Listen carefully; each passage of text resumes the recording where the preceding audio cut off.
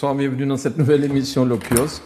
J'espère que vous êtes là avec nous. Merci beaucoup à Charles Chamas pour la semaine dernière, pour avoir présenté à ma place. Merci beaucoup. Et puis, c'était une excellente émission. Donc, merci Charles. Merci à ceux aussi qui l'entourent.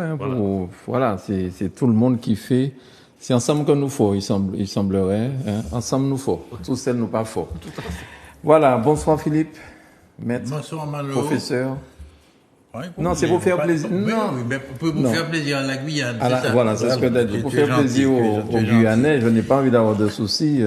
Si jamais je vais voir un bal tout loulou, et puis je t'avais dit, tu vois. Oui, voilà. Bien sûr. Quand il y a bal tout loulou, Martinique, je ne sais pas. Quoi donc? Oui, je vais peut-être parler de mon actualité. Je t'en prie. Oui. Ben, vas-y, Rapidement. Tout d'abord, bien sûr, tu connais les résultats de cette brillante élection de Bébé. Oui, une socialiste élue avec un score communiste. Magnifique. Je vous ai dit, c'est un score stalinien. Un score soviétique. Voilà. Bon. Il n'empêche que tu le mérites. Si j'avais été socialiste, j'aurais voté pour toi. Okay. Voilà, et moi parce que aussi, je considère, n'est-ce pas, que tu as toutes les capacités, tu sais bien analyser la situation, tu sais bien communiquer, tu sais bien dialoguer, et les gens t'écoutent, et je suis heureux. Et elle n'a pas besoin de faire des opérations de mannequin, coiffure, non, t'as pas besoin de ça, tu choisis tes couleurs. Bravo bébé. Merci beaucoup. Toutes mes félicitations. C'est le vieux papy qui te félicite. Merci. Elle ne prend pas les sujets des autres pour se les approprier pour avoir des voix. Oula. Et bon, regarde ça. Pas mettez-moi Non, c'est mon opinion. Mais c'est mon opinion, je n'ai pas dit ce qu'elle dit. Bon, mais t'as là qu'arrivé. Oui, t'as là qu'arrivé. Je t'en prie. Bon, professeur. alors, samedi, j'ai été faire des courses. Lorsque certains étudiants entendent ça, ils doivent s'étonner parce que, bon, de mon temps, enfin, j'ai une propre suspension. Et j'arrive donc devant des tas de gens m'interpellent. Et surtout des femmes d'un certain âge. Et elles me parlent de l'émission. Alors, elles commencent par me dire, cette émission-là, il faut que vous la conserviez. Ne la faites pas disparaître. Poursuivez. Alors, j'avais du temps. J'ai dit, je vais profiter de les interroger parce que, vous savez, moi, j'ai toujours trouvé cette émission très longue. Et à certains moments, peut-être que, bon, il m'arrivait de m'endormir. Non, pas jusque-là. Non, elle n'est pas ennuyante.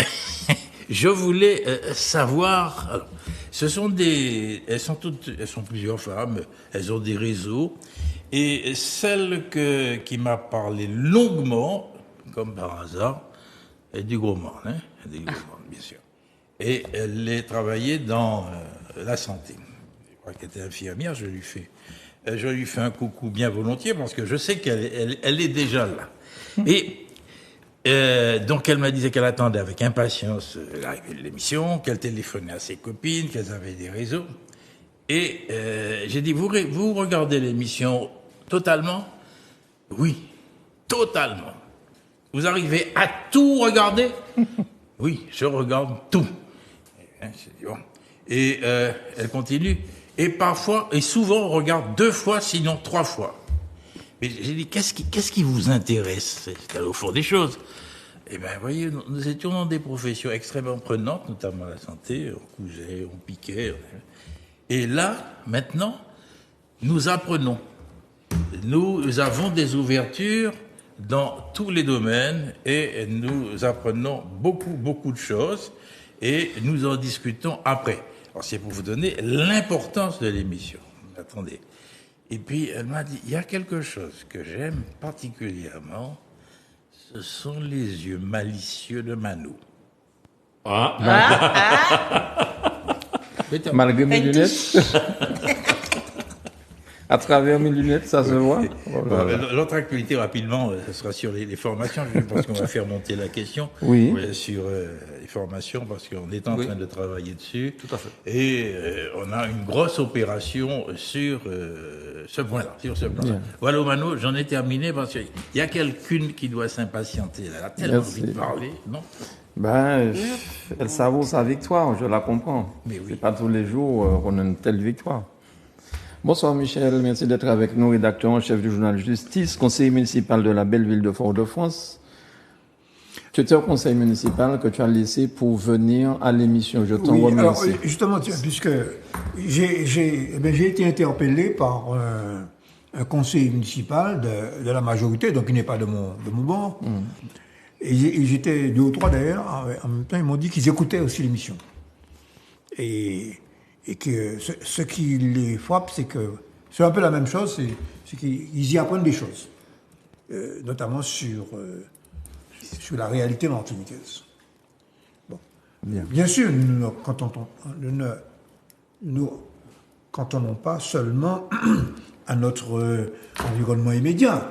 Nous regardons ce qui se passe dans le vaste monde, mais l'intérêt, c'est d'apprendre des choses. Alors, je dis ça plusieurs fois, mais effectivement, il y a un besoin, il y a manifestement un besoin d'informations sur comment fonctionne notre société, ce qui se passe, etc. Et je pense que je crois que nous devons creuser ce sillon. Voilà. Bien. Merci beaucoup Michel. À ce propos, j'ai envoyé les documents de l'IE, donc peut-être qu'on en parlera la semaine prochaine. Ça donne quelques éclaircissements aussi sur notre société, je crois. Oui, bien. Charles, merci beaucoup. Merci pour la semaine dernière, et puis merci pour ta présence. Merci pour la veste. Ah oui, elle est magnifique, hein, cette veste. Oh là là. Merci à vous, merci à vous. Brûlé. Mais vraiment, qui fait des soldes, hein, donc Et les Haïtiens, ne vous laissez pas impressionner. les Haïtiens disent au café Shelbet. Ah, ça c'est Ouais, c'est pas l'acteur, au café Je ne Shelbet. connaissais pas le Voilà. terme. Bon. Merci. Mon actualité, en dehors de ce que Philippe et Bonzano évoquaient à propos du MFPA et du CNAM, on va en parler, c'est les super profits de Total. Moi, j'ai vraiment 19 milliards de dividendes, 36 milliards, ça aurait été 36 milliards s'il n'y avait pas eu la conjoncture avec Poutine et puis donc l'affaiblissement de la production de carburant. 19 milliards, c'est des super profits qui ne sont pas suffisamment taxés en France, puisqu'ils disent qu'ils font leurs bénéfices essentiellement à l'étranger. Et donc, jusque-là, on peut dire que les profits ne tombent pas du ciel et que ce sont des stratégies qui sont menées intelligemment avec possibilité d'exploiter des avantages comparatifs. Bon, jusque-là, je veux bien.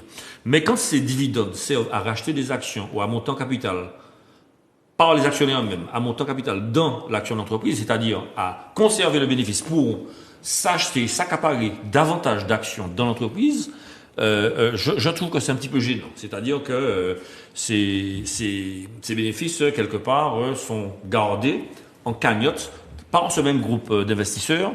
Il n'y a même pas une volonté de faire baisser les carburants pour les personnes qui sont désireuses de gagner leur vie. Et la lecture, j'ai envie de dire, progressiste n'existe pas chez les capitalistes pur au jus.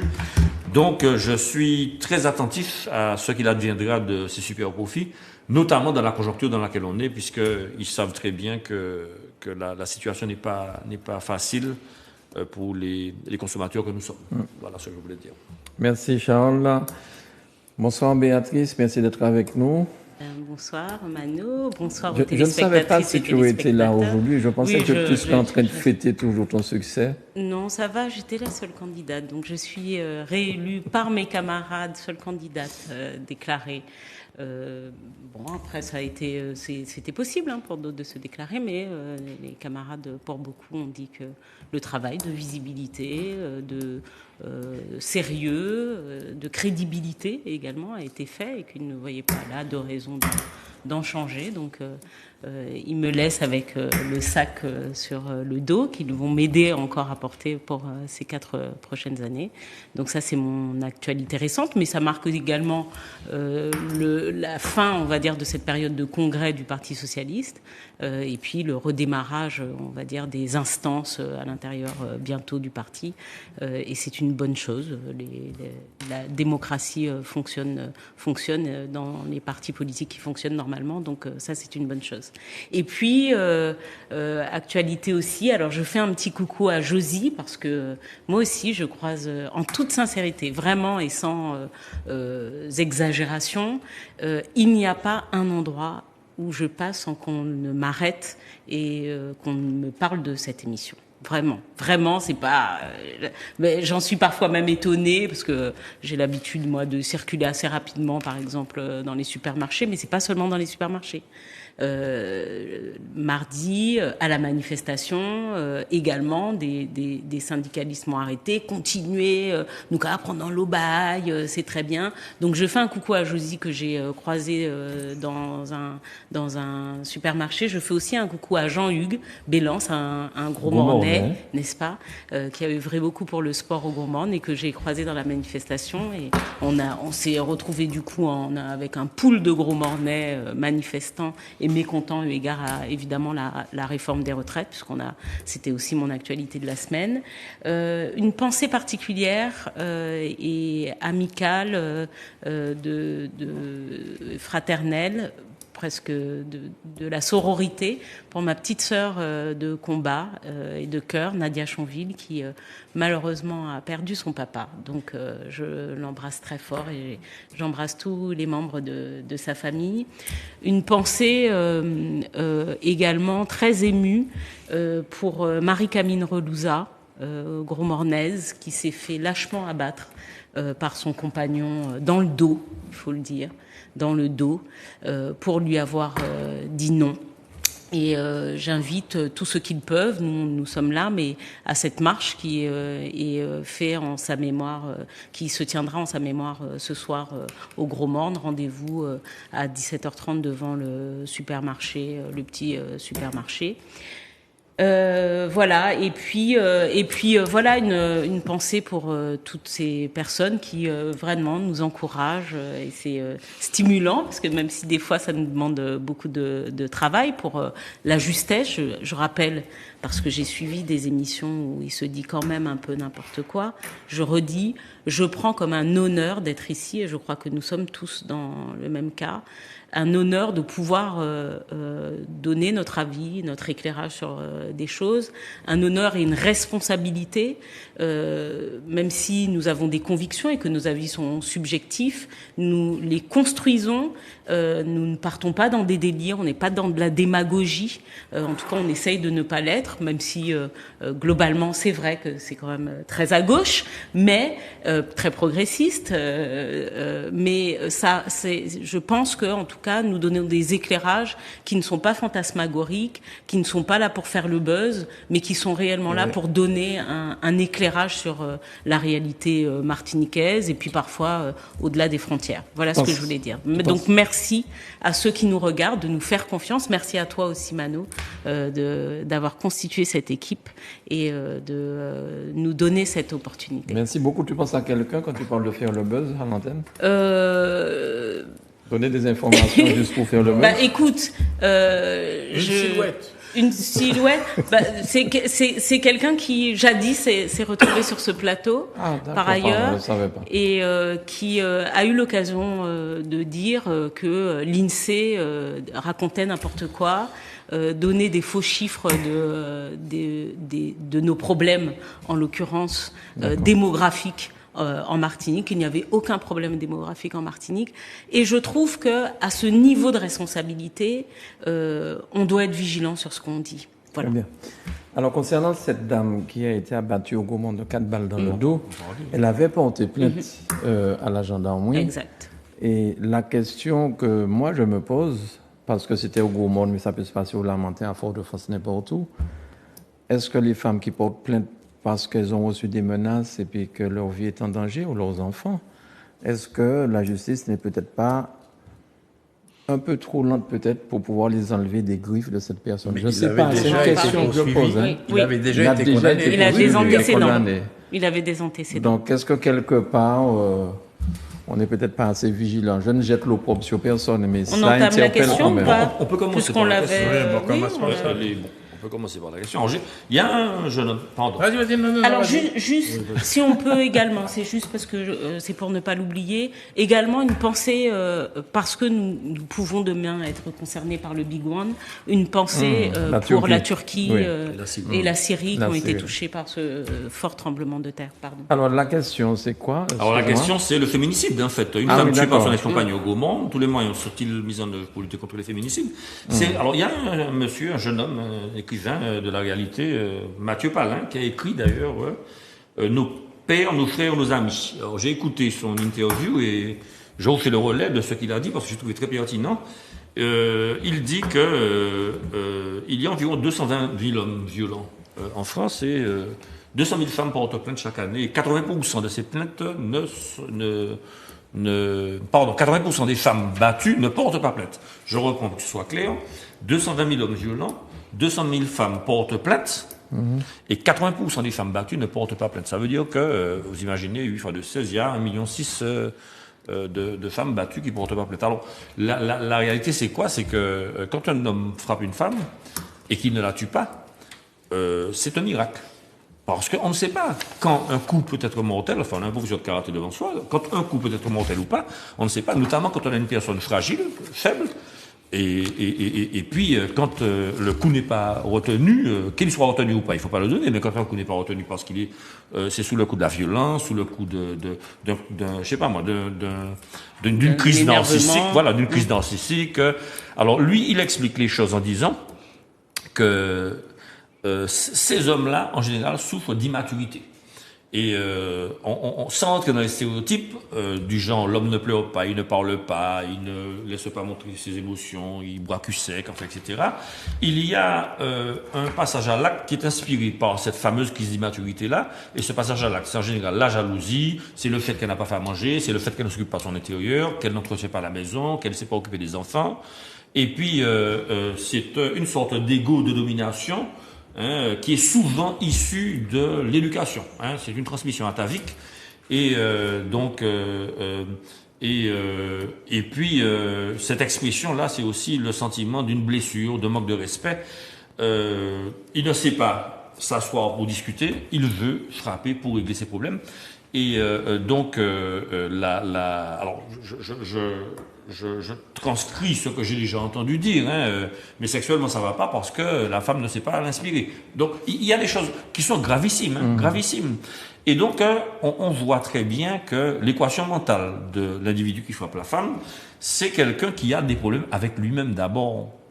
Et il y a des professionnels qui sont là, qui peuvent être interpellés, chez lesquels on peut aller consulter, de manière à rentrer dans une démarche thérapeutique. Et moi, je suis toujours... non seulement je ne suis pas violent, mais en plus, ça ne me viendrait pas à l'esprit, parce que j'aime bien les débats. Mais je suis toujours surpris d'entendre dire que telle personne que je connaissais a levé la main sur sa femme, parce que ça n'est marqué sur le visage de personne. Et c'est ça le drame, quoi.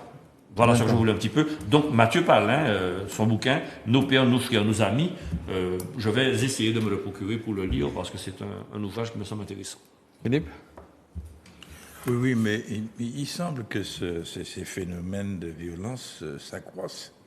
Vous avez des chiffres, alors qu'on ne peut pas dire que les autorités ne font pas, n'interviennent pas. Il y a des numéros spéciaux, il y a aussi des bureaux spéciaux au niveau des gendarmeries ou des postes de police pour recevoir, surtout la police, recevoir ces femmes, pour qu'elles puissent effectivement intervenir. Donc il y a des efforts qui sont faits, mais on s'aperçoit que malheureusement ces féminicides se poursuivent. Et j'avais entendu il n'y a pas longtemps une femme à la radio qui disait que étant amoureuse de son compagnon, elle est amoureuse de son compagnon et par conséquent elle hésite à lui faire du mal. Alors, il y a cet aspect, je ne sais pas. L'emprise, ça s'appelle. Elle hésite à lui faire du mal, mais il n'y a pas que ça. Il y a aussi le fait de vouloir protéger sa cellule familiale, ok ? Donc il y a un certain nombre d'éléments qui peuvent expliquer en partie. Mais moi, ce qui m'inquiète, c'est l'augmentation de ce phénomène. Je ne sais pas, vous avez homme de chiffres, vous les avez les chiffres, mais ça augmente, il me semble, de façon assez importante. Philippe, pardon. Voilà ce que j'ai à dire pour le moment. Michel? Bon, je n'ai pas de chiffres. Ce que je sais, c'est que la parole se libère. Et ça, c'est quand même positif. Alors, peut-être que le nombre de cas recensés augmente parce que la parole se libère. Tout à fait. Bon. Néanmoins, c'est vrai que sous l'impulsion des mouvements féministes et puis de la prise de conscience de la société, de ces problèmes, il y a des lois, les peines ont été augmentées. Tout à fait. Effectivement, j'ai entendu récemment que on formait notamment des femmes policiers sur l'accueil Tout à fait. des plaignantes. Elles sont etc. reçues d'ailleurs dans un bureau à part. Voilà. Bon. Donc, le problème est... Alors, le cas d'espèce du Gomorre, bon, j'essaie quand même chaque fois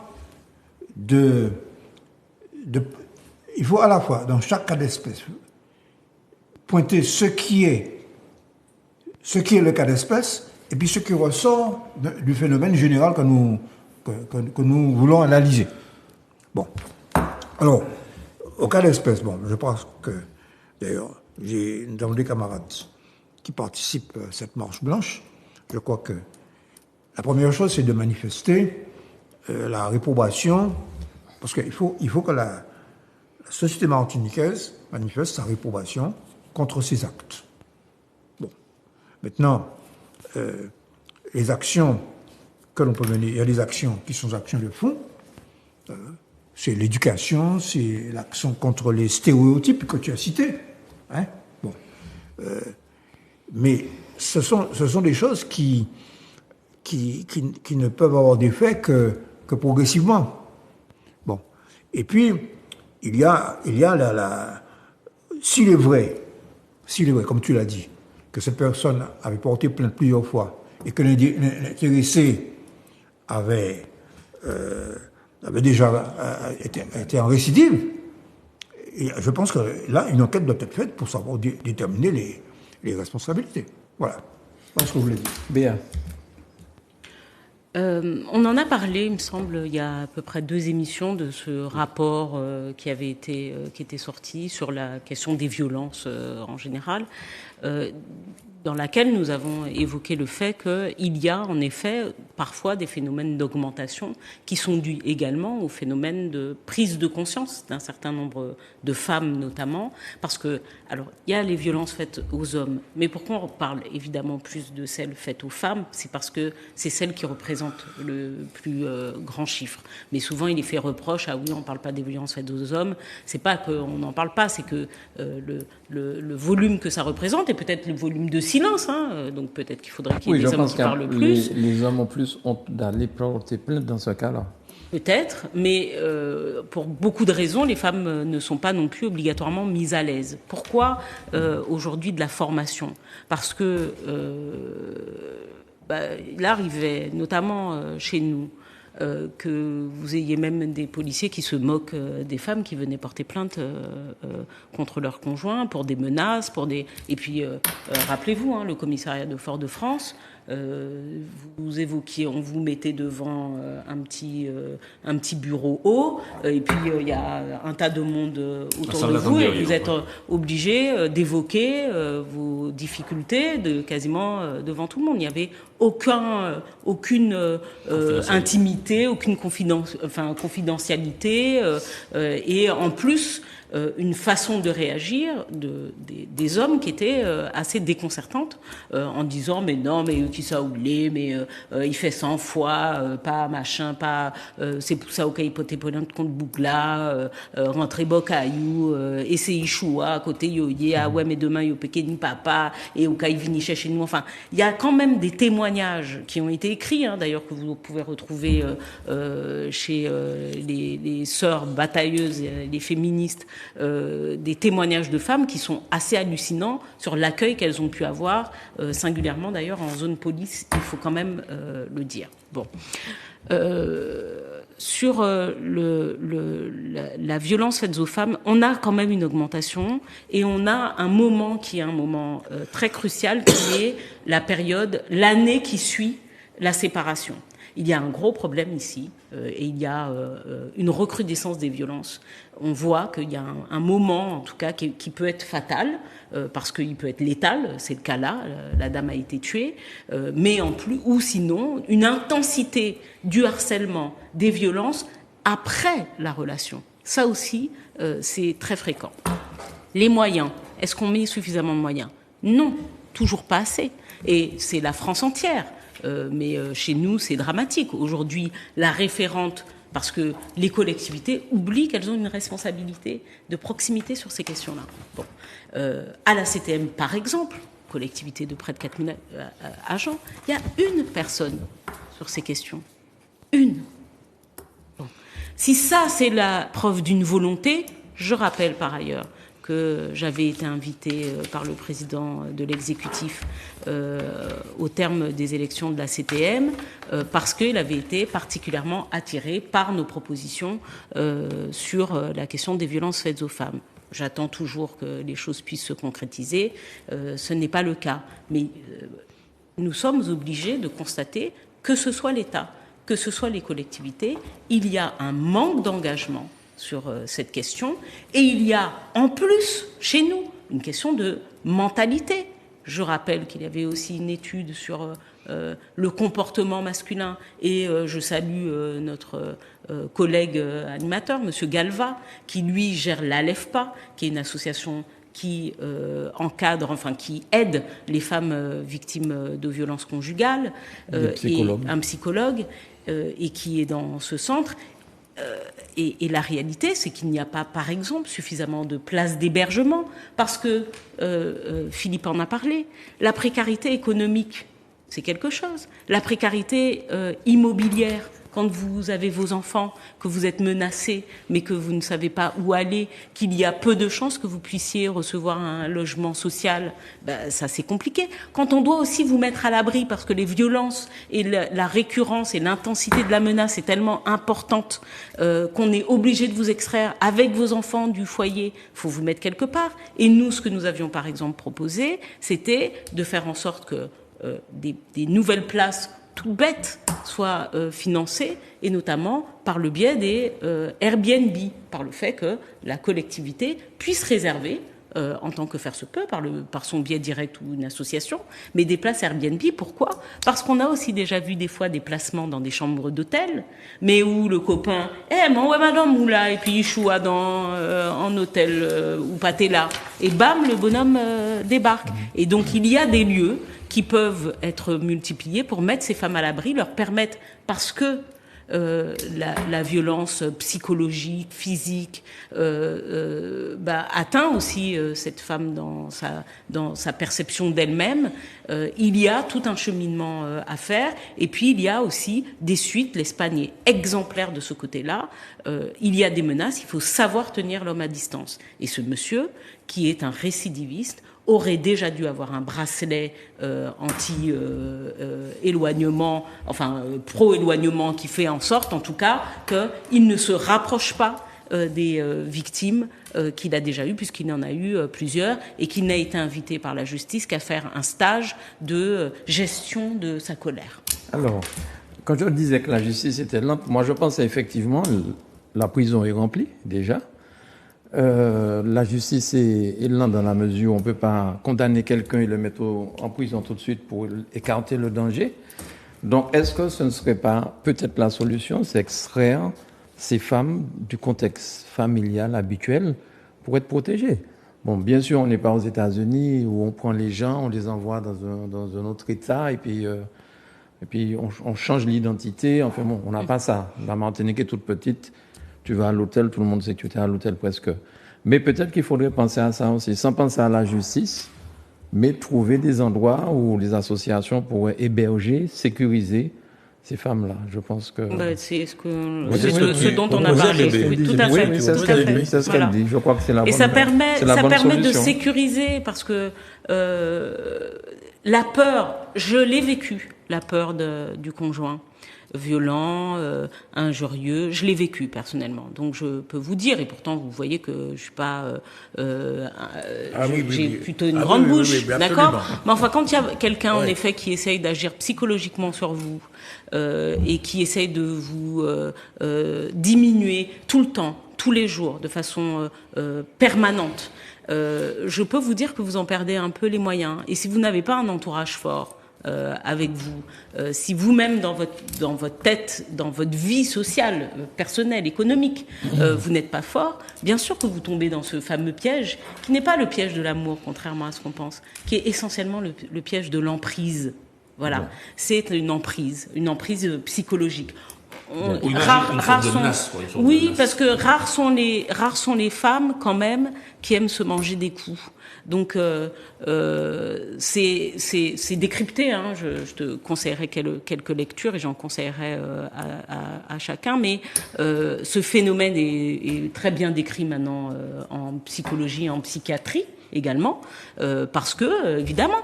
Il y a plein de femmes à qui, dont les parents ont dit mais quitte tes bougs là, ou les amis, les copines, mets ça au café là, Vini Boca et moi, et tu vois la personne tétanisée qui reste là et qui fait semblant. Parce qu'il y a aussi ça. Elles sont obligées de faire semblant, de se maquiller, de rigoler, de faire comme si tout allait bien. Et pour certaines, après, vous les voyez le lendemain, après qu'elles se soient mangé des coups, qu'elles se soient fait injurier toute la soirée. Le lendemain, vous la voyez souriante, peut-être d'ailleurs au barbecue familial, sur les genoux de son compagnon, qui est en train de la caresser. Parce que l'emprise, c'est quelque chose de particulier. Voilà. Yeah. Ok, alors là nous allons parler des propos de Gérald Darmanin, ministre de l'Outre-mer, ministre de l'Intérieur. Alors ces propos provoquent un tollé et on dit que le ministre a persisté et il signe. Mais avant de voir sa réponse à l'Assemblée nationale, je vous propose de regarder déjà ce qu'un ministre réunionnais a dit lors des premiers propos de... Un député réunionnais qui a sorti un certain nombre de choses et je crois que beaucoup de personnes dans l'Assemblée s'est mis debout pour applaudir. C'était très bien dit. On y va, Grégory. Monsieur le ministre de l'Intérieur et des Outre-mer, lors d'une récente interview parue dans Le Point, vous avez tenu des propos révisionnistes et paternalistes concernant l'esclavage que l'on aurait espéré ne plus jamais entendre au XXIe siècle. Je vous cite. C'est la République française qui a aboli l'esclavage, donc on leur demande d'aimer la République, pas toute l'histoire de France évidemment. Non, ce n'est pas comme vous le dites, la République qui a libéré les esclaves, mais ce sont les esclaves eux-mêmes qui se sont libérés par leur lutte et leur combat. Non, vous ne pouvez pas exiger que l'on vous aime. D'ailleurs, peut-il exister une injonction à l'amour ? L'amour relève du consentement et du respect, exactement l'inverse de l'esclavage qui incarne les pires contraintes et violentes que l'humanité ait jamais créé. Monsieur le ministre, l'ignorance est une chose, le mépris en est une autre. Vous n'êtes pas le premier, et malheureusement pas le dernier, à ne rien connaître ni comprendre des Outre-mer. Vous êtes par contre l'un des rares à vous permettre une telle condescendance. Ainsi, je vous le dis comme je pense, vous nous faites honte. En tant que député de La Réunion, je vous le dis comme tel, aux côtés de mes camarades et collègues ultramarins, vous êtes disqualifiés après de tels propos. Lorsque vous parlez ainsi, vous ne représentez pas la République, mais son antithèse. La République, ce sont nos reines et nos rois marronnes, nos résistantes et nos résistants. La République, c'est Simon Def, Élie ou Eva, ce n'est pas vous. La République, c'est l'esclave romain en Martinique ou le marron pèdre en Guadeloupe, ce n'est pas vous. La République, c'est le marron Boni en Guyane ou l'engagé Bakar Kassou à Mayotte, ce n'est pas vous. Alors, comme 16 de mes collègues ultramarins et moi-même vous l'avons demandé dans un courrier, nous exigeons des excuses au nom de nos peuples, au nom de celles et ceux qui ont lutté dans des conditions extrêmement difficiles pour leur liberté et qui incarnent, plus que vous ne le ferez jamais, notre devise républicaine émancipatrice, liberté, égalité et fraternité.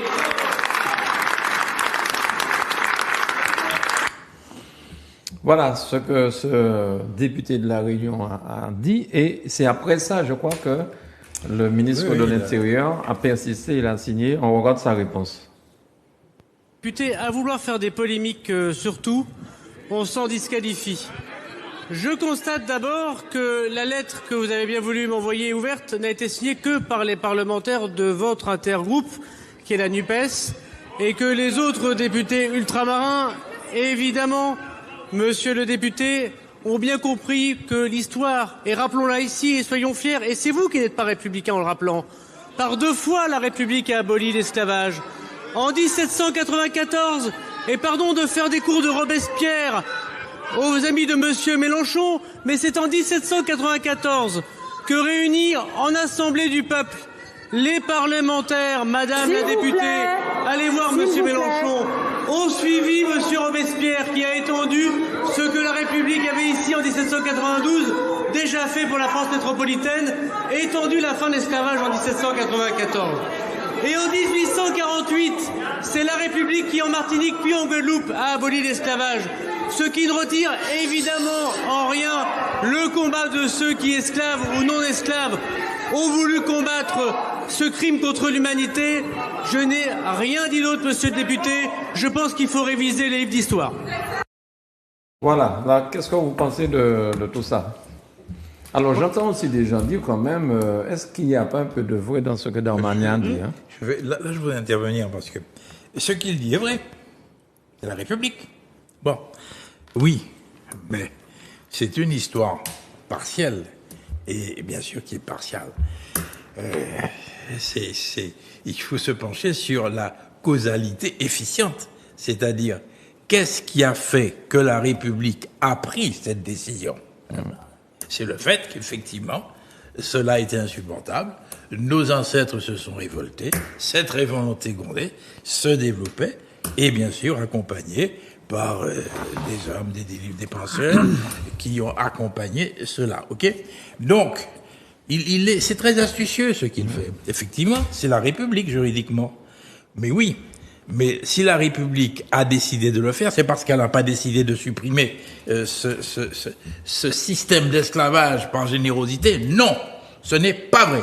C'est parce que nos compatriotes, nos ancêtres se sont révoltés et ont fait que la République a dû effectivement abolir. Donc il faut ouvrir l'histoire dans sa globalité. Et il faut lui répondre à ce niveau-là. Et ne pas trop se passionner. Mais oui, c'est la République.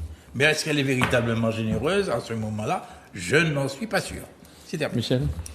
Bon, moi, je propose que vous m'aidiez à envoyer au ministre de l'Intérieur les 3 tomes de l'histoire de la Martinique d'Armand Nicolas. Et puis aussi, le petit ouvrage qui s'appelle La Révolution anti-esclavagiste du 22 mai 1848. Alors, il se trouve que le hasard fait que le 29 août dernier, nous avons commémoré l'année de la disparition d'Armand Nicolas. Bien. Autrement dit, si nous prenons le cas de la Martinique, ce sont les esclaves. Le Réunionnais connaît bien l'histoire, il a cité l'esclave roumain, qui sont partis du prêcheur à l'habitation du champ, et qui avaient été battus, emprisonnés, parce qu'il avait battu du tambour. Bon, bref. Le gouverneur est obligé de signer l'arrêté avant que le décret. Qui a pris le bateau? Le décret abolissant l'esclavage arrive en Martinique. Bon. Et puis alors, comme tu l'as dit, il apprendrait que ce soit en Martinique ou en Guadeloupe, tout au long, je prends simplement le 19e siècle, 1920, 1820, 1824, 1836, etc., il y a eu de très nombreuses révoltes, bon, sans compter que les esclaves ont résisté sous différentes formes, empoisonnement des maîtres, par exemple, etc. Donc, la résistance des esclaves a été multiforme. Les esclaves n'ont jamais accepté leurs conditions. Alors, je me permettrai d'ajouter que les propos de Darmanin ne concernent pas seulement l'esclavage. Ils concernent la question de l'autonomie. Vous n'aurez l'autonomie que si vous pouvez produire ce que vous mangez. Alors, qui, depuis Colbert, a cantonné les colonies dans la production de cultures, de produits d'exportation, et a fait que structurellement les économies Martinique, de ce qu'on appelle les vieilles colonies, les 4 vieilles, ne produisent pas Autre chose. autre chose que ça, et notamment pour manger. Bon. Donc, et ça persiste. Autrement dit, la départementalisation a perpétué le système du pacte colonial. Bon. Je n'en dis pas plus parce que ceci est une vaste question. Mais aujourd'hui, sous des formes diverses, je prends l'exemple, l'inclusion de la Martinique dans le traité européen, avec le libre-échange, eh bien, on nous interdit non seulement de produire pour nous-mêmes, mais on nous interdit d'avoir des relations avec l'environnement caribéen. Bon. Et puis la troisième chose, et je n'aurais terminé, parce qu'on pourrait en dire beaucoup, c'est le fait qu'il a parlé de l'octroi de mer. Il a dit que l'octroi de mer, c'est une sorte de TVA et qui en gros, qui est la cause de la vie chère, etc., etc., etc. Bon, alors, bon, le problème, c'est que nous avons déjà débattu de cela. Je vais rappeler que l'octroi de mer a 2 fonctions. Première fonction, effectivement, de l'ordre de 230 à 300 millions d'euros pour la Martinique, mais c'est 1,3 milliard pour l'ensemble des pays d'outre-mer. Hein. Bon. C'est alimenter les budgets des communes. Les budgets des communes, c'est le service public. Bon. Et puis, deuxième fonction... C'est-à-dire que s'il n'y avait pas l'octroi de mer, ce serait le gouvernement qui devrait donner cet argent-là.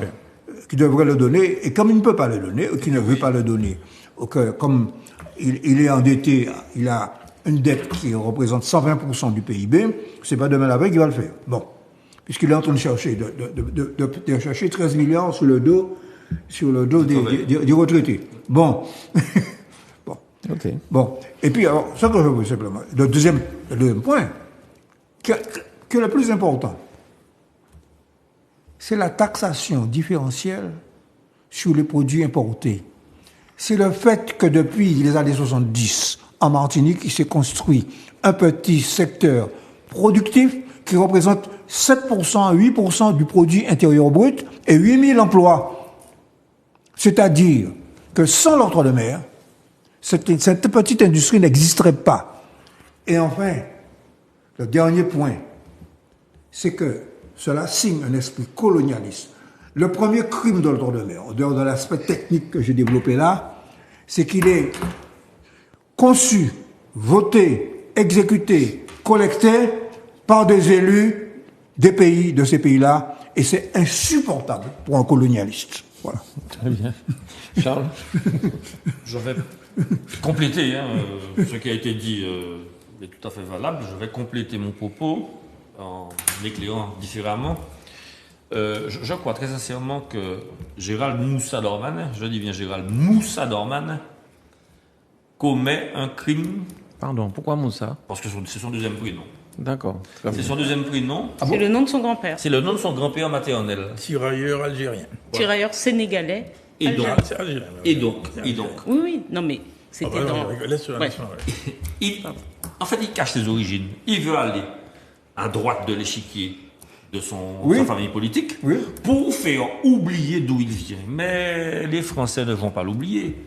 Parce que les Français, petit point d'histoire, ça me fait toujours plaisir de parler de Gaston Monnerville, licencié à lettres de droit, docteur en droit, licencié à lettres, licencié en droit, docteur en droit, franc-maçon, président du Conseil de République, c'est-à-dire du Sénat, pendant 21 ans, qui a été choisi, qui a été écarté de la présidence de la République en choisissant un obscur René Coty qu'on ne connaissait pas du tout, après 13 tours de scrutin, tout simplement parce que Monnerville était guyanais et noir.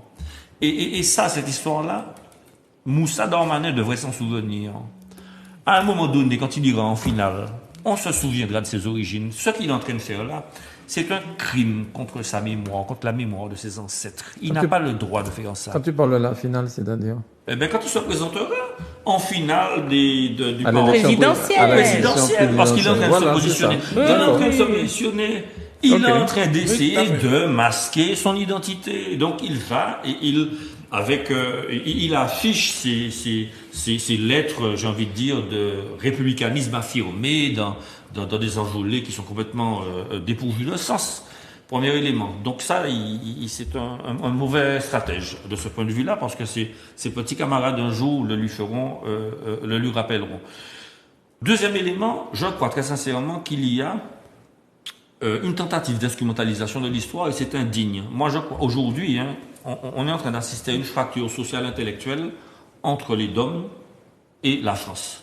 Pour plusieurs raisons. Pour cette déclaration-là, complètement à l'emporte-pièce, parce que si la République a aboli l'esclavage, qu'est-ce qu'elle n'a pas commis de crimes odieux? Est-ce qu'on peut parler des crimes de Sétif, de Guelma, de Kerata en Algérie, quand les Algériens ont simplement manifesté pour demander l'indépendance qui leur avait été promise pour participation à la Seconde Guerre mondiale? Ils ont été mitraillés. Et je suis sûr que les représentants à l'époque de la République le savaient très bien. Ils ont été mitraillés. Hommes, femmes et enfants ont été tués. On parle entre 8 000 et 40 000 personnes. Madagascar, pareil. Quand on parle de la grandeur de la République, il faut aussi dire que est-ce qu'il aura fallu que l'URL fasse voter une égalité réelle? Ah bon? Parce qu'il y a eu une égalité, mais qui n'était pas réelle. On se moque de qui? Quand on parle de la grandeur de la République et le franc CFA, il faudra un jour qu'on discute de ce franc CFA-là, savoir pourquoi il existait et pourquoi il a été maintenu aussi longtemps, de manière à permettre à la France de vivre au-dessus de ses moyens. C'est la République qui l'a fait. Et aujourd'hui encore, quand on parle de la grandeur de la République, on ne veut pas reconnaître qu'il y a eu un crime d'empoisonnement de la chlordécone à la population martiniquaise. Quand il y a la République est juste, eh bien pourquoi y a-t-il des filets qui protègent des sargasses une certaine catégorie de la population martiniquaise, alors qu'il y en a d'autres qui étouffent? Où est la grandeur de la République? Qu'est-ce que la DEA fait? N'y a-t-il pas des fonctionnaires qui peuvent aller voir et se rendre compte du fait qu'il y a deux traitements différents quand on parle de la République? Il faut que M. Moussa Darmanin arrête. Non, parce qu'il m'énerve. C'est un garçon qui a le propre de m'énerver. D'ailleurs, ses camarades l'appellent Darmanin. Darmalin. Il est Darmalin, mais il ne va tromper personne sauf lui-même. J'en arrête là parce que je suis un petit peu passionné. Je vois ça. Alors, qu'est-ce que tu penses de cette histoire de M. Moussa? Oui, Moussa. Alors, son père s'appelait Moussa Ouakid, comme quand on a les mêmes sources. Moussa Ouakid était en effet... Alors, ça aussi, c'est pour ça que j'insiste. Cette compagnie s'appelait la compagnie des tirailleurs sénégalais, dans laquelle il y avait des Algériens. Mais vu qu'il y a également, à l'intérieur de l'Afrique, un racisme, donc quand on dit Algérien, ça veut dire qu'on n'est pas noir, mais on reste africain. Bon, en tout cas, pour la France de l'époque, ils étaient tous sénégalais parce qu'ils étaient tous africains, donc c'était la compagnie, enfin, qu'importe. Mais en effet, son papa, né en Algérie en 1907, tirailleur et résistant des forces, résistant volontaire des forces françaises intérieures. Donc une histoire. Moi, je vais pas le faire d'aussi. Je comprends ta passion. Moi, c'est pas par rapport à Darmanin que j'ai cette passion. Je l'ai en général, de toute façon, dans mon rapport à la France que l'on a déjà expliqué et qui veut également que, au-delà de l'acceptation du chemin qui peut être celui de notre histoire avec celle de la France, il y a évidemment des choses qui peuvent nous énerver. Mais je crois, moi, que avec ce genre de personnage, parce que justement c'est Darmanin, il faut garder son calme. Je crois qu'il faut garder son calme parce qu'en fait, il est en train de revenir sur tout ce qu'il a dit. Et notamment, au sortir de l'appel de Fort-de-France, il a dit « Youpi, c'est très bien. Bien sûr, nous avons ouvert la voie de l'autonomie pour les territoires et nous allons engranger des discussions et patati. » Et là, il est en train de dire « Bougla, attendez, Bougla, vous comprenez que les autres bagages ici, vous n'êtes pas ça, produit, manger, à électricité, à tout ça, vous n'êtes qu'à consommer. » Le gars nous a dit, faites votre bouffe, créez votre électricité, et puis, éventuellement, on pourra vous donner quelque chose, mais vous n'allez, en gros, vous ne pouvez pas demander à décider, c'est, en bon français, c'est celui qui paye qui décide. Et en gros, si vous demandez de l'argent à la France, eh ben, dans ces cas-là, vous n'aurez rien. Vous n'aurez pas d'autonomie. Et juste pour information, tu vois, moi je reste très calme. Il vient de faire le même coup à la Corse. Et il a dit à la Corse, je suis allé rencontrer les instances, et il précise, autonomistes et indépendantistes de Corse. Je leur ai tendu la main sur la question de l'autonomie, mais personne ne l'a saisi. Donc, je constate que c'est plus du blabla que une volonté manifeste de réellement gérer leurs affaires. Donc, je crois, déjà, je le dis, s'il avait été aussi loin, je le pense très sincèrement, parce que justement, il y a beaucoup d'émotions. Mais soit on agit avec sérénité, clarté et peut-être rigueur, et d'ailleurs, peut-être que tous les élus des Outre-mer, s'ils se sentent aujourd'hui définitivement insultés par ce ministre, devraient lui montrer également du mépris, parce que moi je suis gênée qu'un ministre parle comme ça et qu'on lui demande rendez-vous.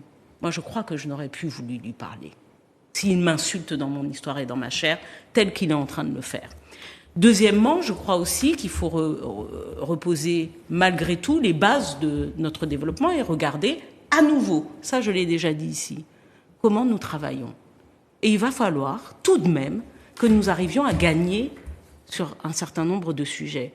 Et je ne dirais que trop, puisqu'on va peut-être en parler, que voilà que le centre de la Martinique est à sa 2e semaine de grève des transports et qu'il n'y a pas un seul transport minimum pour les Martiniquais.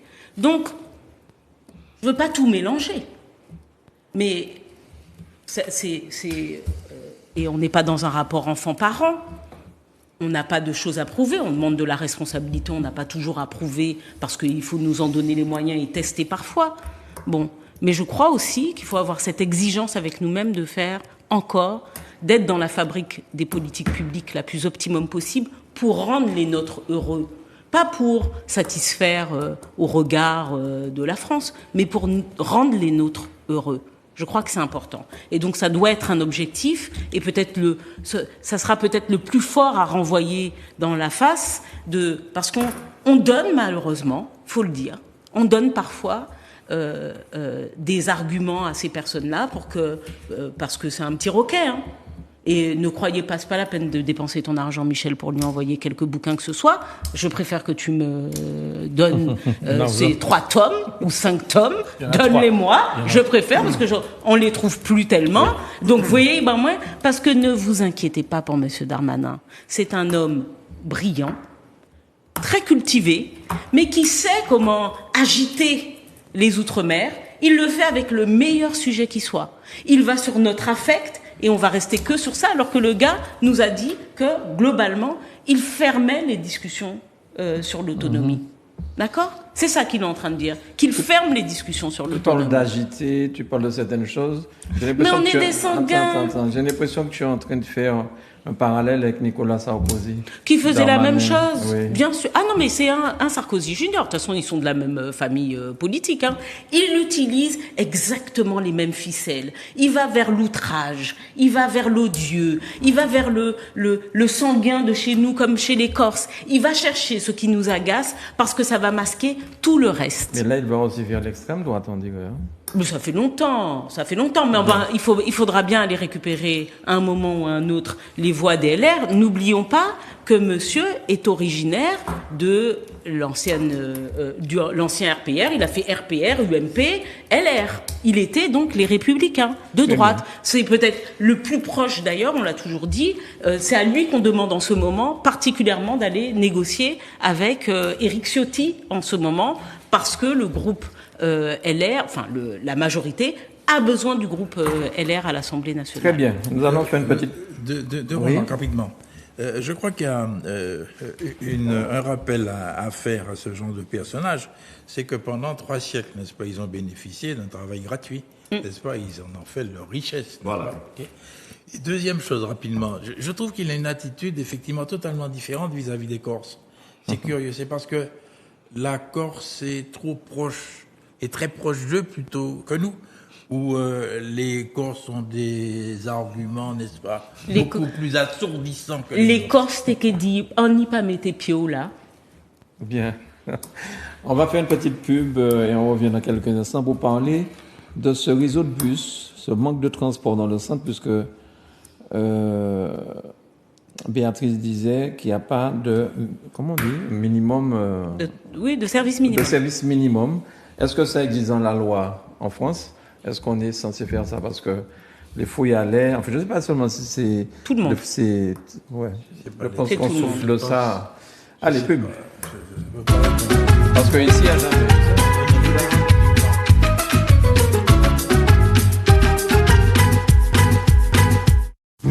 La croisière de la bande à Mano affiche complet en janvier. Zouk TV vous propose le bis pour les retardataires. Le 9 mars, au départ de la Martinique.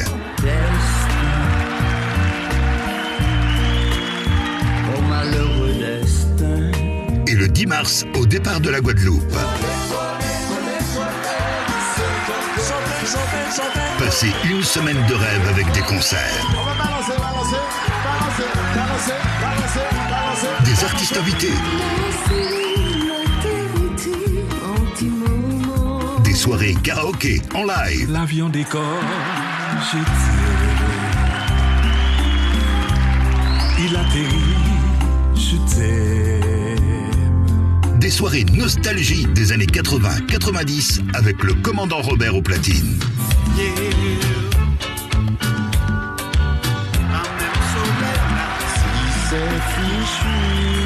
Pour participer, achetez exclusivement vos carnets de voyage à Zouk TV Voyage, au 191 route des Religieuses à Fort-de-France. Téléphone 0596 71 27 27. Mail contact@zouktvvoyage.com. Vous pouvez désormais suivre les émissions de Zouk TV sur la TV d'Orange, Canal 42, Canal Sat, Canal 29, SFR, Canal 312. Nous vous remercions de votre fidélité.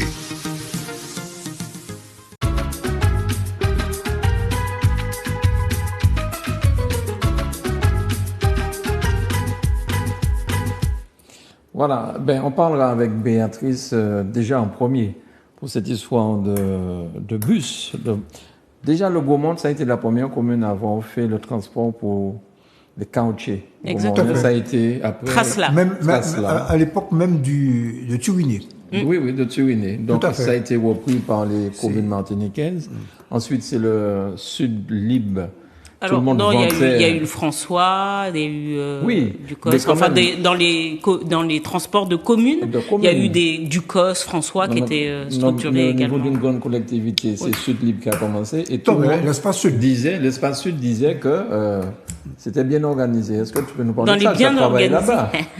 Non, si, non, mais moi, c'est une fierté pour moi d'avoir fait ce travail-là. Vraiment, ça m'a valu des nuits blanches, peu de vacances pendant quelques années, mais c'était vraiment une passion et puis une belle équipe. Moi, je le dis, j'étais pas seule. J'avais vraiment une équipe investie, qui avait envie de mettre en œuvre ce service public. En cas de grève, est-ce qu'il y avait un transport minimum? Alors, on n'a pas eu le temps de finaliser ce qu'on appelle le plan de transport minimum. C'est-à-dire que normalement, on est sur tous les réseaux de transport, on doit faire un plan de service minimum. C'est-à-dire que on doit savoir, en cas de grève, quelles sont les lignes majeures qui vont être maintenues et la fréquence et une proposition de la fréquence. Alors c'est un équilibre entre le nombre de grévistes évidemment et puis ces lignes majeures, mais on a des stades 20%, 30%, 40%, on a des stades de dégradation qui doivent être prévus. C'est une obligation de la loi que d'avoir un service minimum. La continuité du service public en matière de transport est une obligation légale. Ce qui veut dire qu'aujourd'hui, si des associations se portent devant les tribunaux contre Martinique Transport, elles vont gagner. Je le dis, des associations ou des usagers. Elles vont gagner parce qu'il y a l'obligation et pire.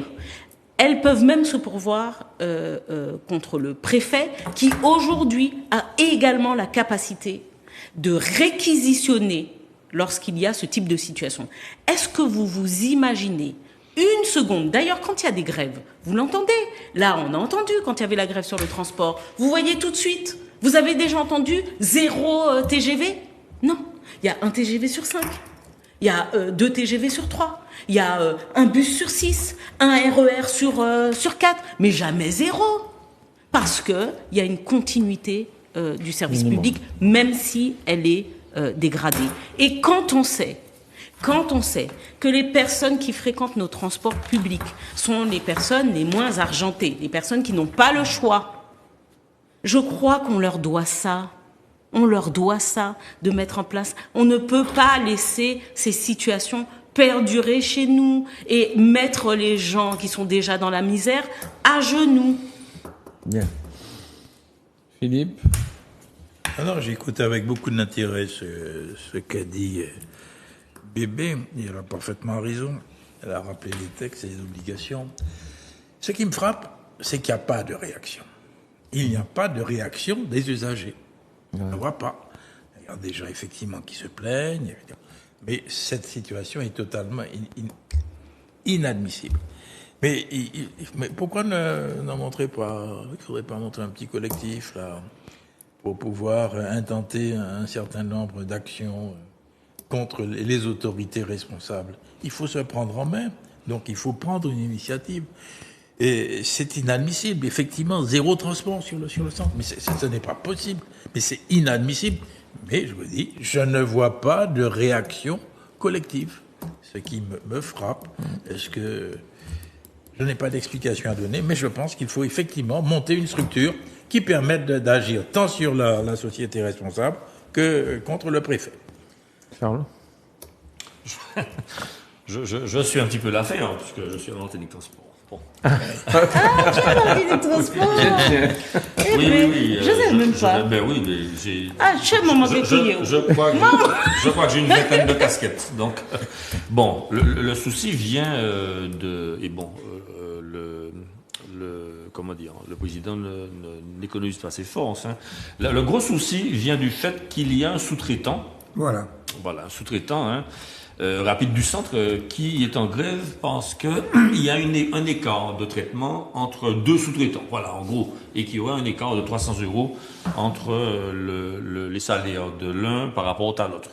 Et visiblement, les négociations annuelles obligatoires ne permettent pas de rencontrer le directeur du sous-traitant moins 10 ans, et ce qui fâche bien sûr les salariés. Et ces salariés se mettent en grève, donc vous savez que il y a dans toute organisation, il y a une suite logique de service qui fait que quand il y a quelques défaillants, eh bien c'est toute la suite logistique qui en pâtit.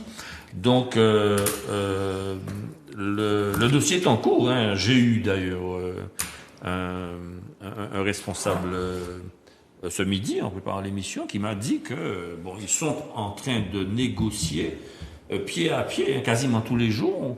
Et que la difficulté vient du fait que les textes dont Béatrice parlait, il y a difficulté à aussi les faire appliquer parce que bon, les syndicats font la sourde oreille. C'est vraiment une difficulté. Je parle en termes de gestion du personnel et en termes de réactivité par rapport aux mesures qu'on pourrait appliquer du point de vue de l'application du droit, tout simplement. Hein. Aujourd'hui, on est en but à de très grandes difficultés.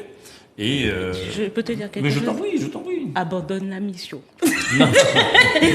T'as senti les rames. Mais non, mais j'ai senti les rames. Non, mais je sais. Mais c'est très compliqué. Vous savez, il y a aussi une réalité syndicale locale qui est particulière. Et en général, il y a un jusqu'au-boutisme qui est affiché avec ensuite des résultats. Ou des fermetures d'entreprises. Ou fermetures d'entreprises. On peut effectivement parler d'une entreprise du Robert qui est en très très grande difficulté. Et puis on peut parler de la Fouillère aussi. Entre autres. Parlementaire. Et puis, il est très difficile après de faire porter les responsabilités aux salariés grévistes. Donc, souvent, les jours de grève sont payés. Donc, comment faire pour contraindre ces salariés-là Et puis, la situation économique martiniquaise et la situation des salariés en particulier n'est déjà pas tellement reluisante que c'est compliqué de... Bien. Alors Philippe... Oui, je comprends tout à fait les difficultés d'application vu le contexte, Mais au niveau du droit, excuse-moi, hein, on peut faire une invitation générale à tous ces gens en tant que responsables. Au niveau du droit, il n'y a pas de problème. Il y a un collectif qui se monte et puis on invite tout le monde, n'est-ce pas, devant le tribunal pour expliquer pourquoi, n'est-ce pas, on n'applique pas les textes. Michel? Bon, d'abord, il y a une association des usagers des transports. Bon, elle existe. Oui. Non, mais on n'a pas dit qu'il n'y en avait pas. Hein. Oui, donc, faut pas dire qu'il n'y en a pas. Personne n'a dit qu'il y en a. Bon, il y en a une. Elle a déjà, d'ailleurs, sur cette question du service minimum, fait de très, très, très nombreuses interventions. Bien. Voilà. Alors, le fond du problème, c'est que il y a effectivement, même si on applique le service minimum, il y a un problème de fond. C'est d'abord le problème des sous-traitants. Et c'est un héritage de la Sécu. C'est-à-dire que tu as une gestion directe par la société, de marketing transport, par une régie de transport, et puis tu as, parce qu'on n'a pas voulu éliminer les anciens transporteurs qui avaient des droits de transport, on a fait une espèce de code mal taillé, et on a inventé, enfin, on a mis en place ce qu'on appelle des sous-traitants, c'est-à-dire on a attribué des morceaux de marché à un certain nombre de sociétés. Et c'est la collectivité. Et nécessairement. Mais qui a fait ce saucissonnage? Mais c'est depuis l'époque de la Sécu. C'était depuis l'époque où la Sécu était dirigée par Fort-de-France. Bien. Tout ça a été intégré très difficilement parce qu'il y a eu beaucoup de problèmes juridiques. Après, il a fallu créer Martinique Transport. Ça a été intégré dans Martinique Transport. Bon. Et chaque fois, il y a eu d'ailleurs des revendications syndicales. Alors, à un certain moment, on s'est trouvé avec un front assez paradoxalement patron syndical. Oui. Bon. Donc, ce que je veux dire, c'est que... Comment s'en sortir? C'est ça. Mais le problème, il ne suffit pas de pondre une loi. Et j'ai déjà eu l'occasion de le dire ici, mais enfin bon, il ne suffit pas de pondre une loi au Parlement français pour qu'elle s'applique à une réalité d'un pays en voie de développement. OK?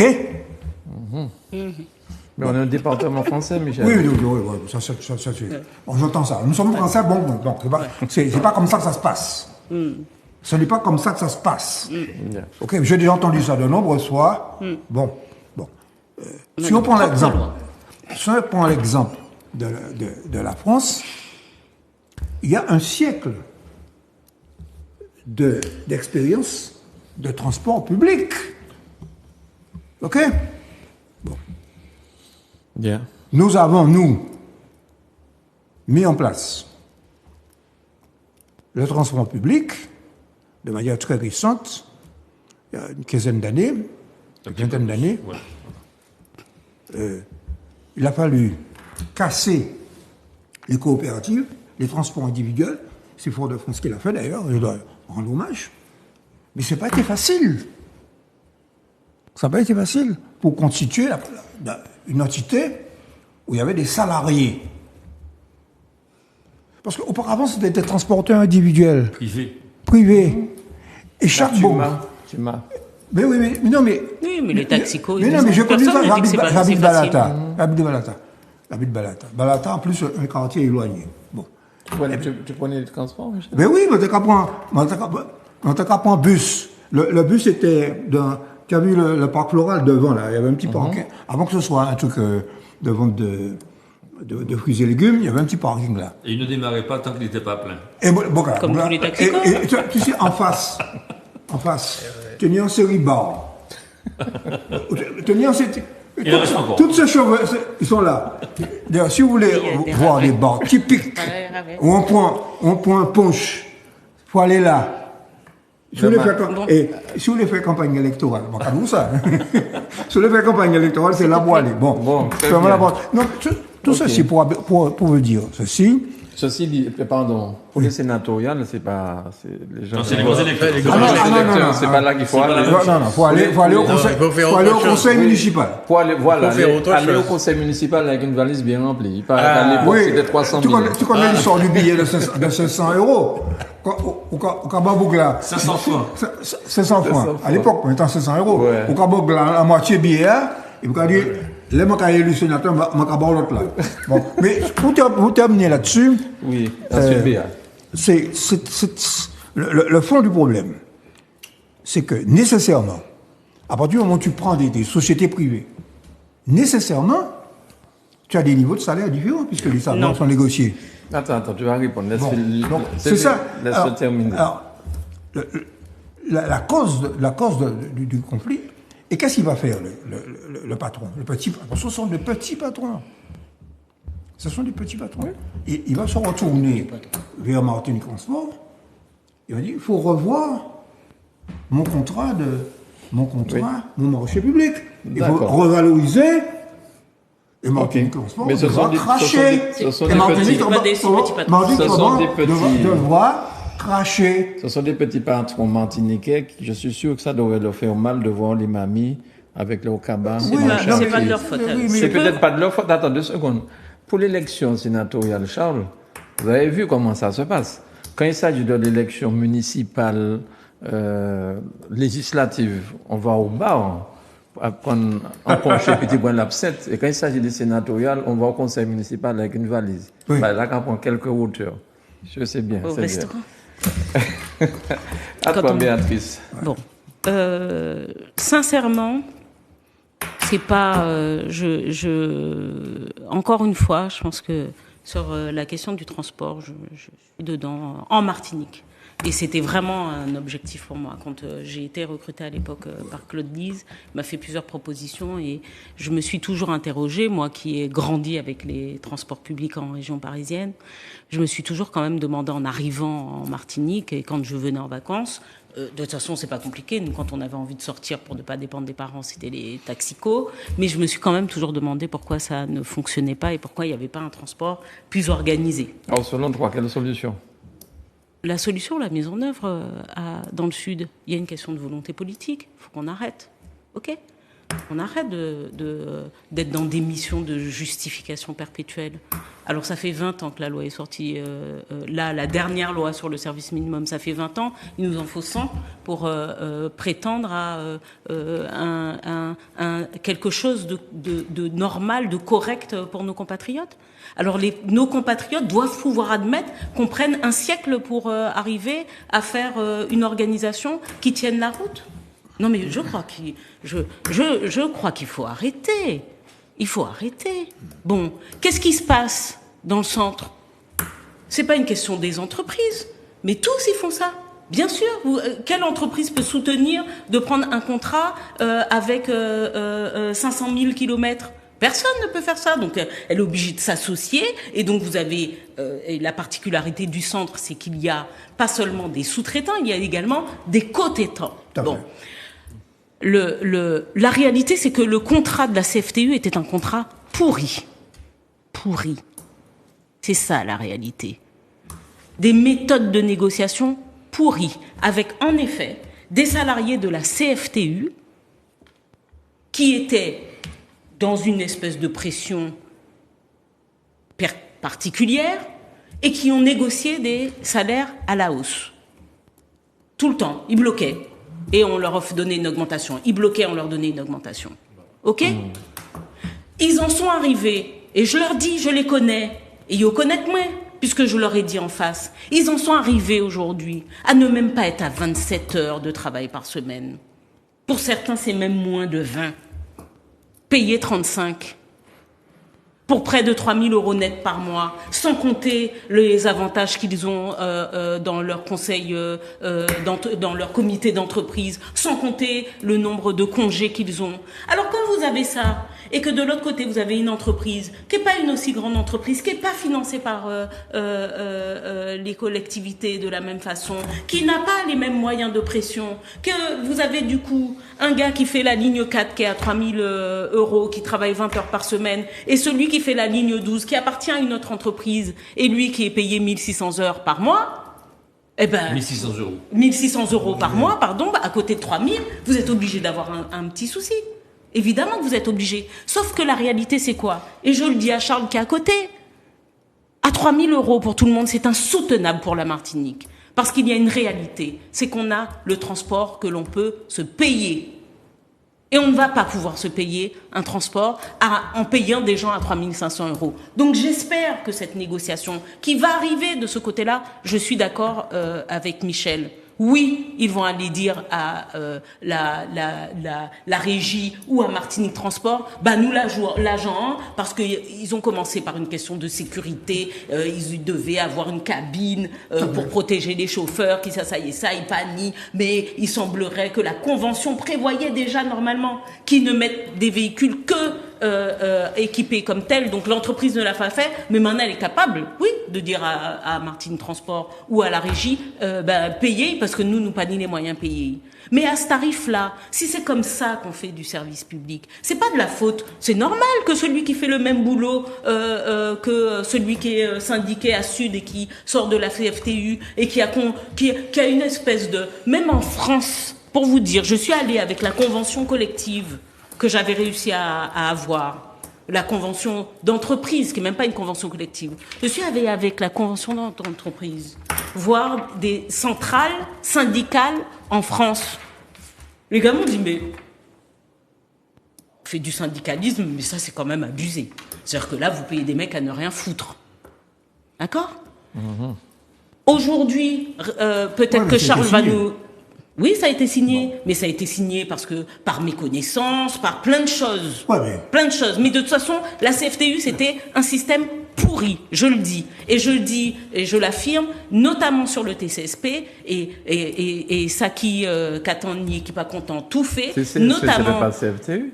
Mais bien sûr que si, c'était la CFTU. TCSP? Mais oui, c'était la CFTU qui gérait. Et à l'époque, la CFTU a demandé 15 millions d'euros pour faire 14 kilomètres, 160 personnes mises sur le contrat. Et heureusement que ça ne s'est pas fait. Pour 14 véhicules. OK ? 15 millions d'euros par an, alors qu'à l'Espace Sud, ils demandaient 17 millions. Pour 600 000 kilomètres, 15 millions d'euros. 600 000 kilomètres avec des bus. Parce que c'est des bus, hein, c'est pas un tram, hein. C'est des bus.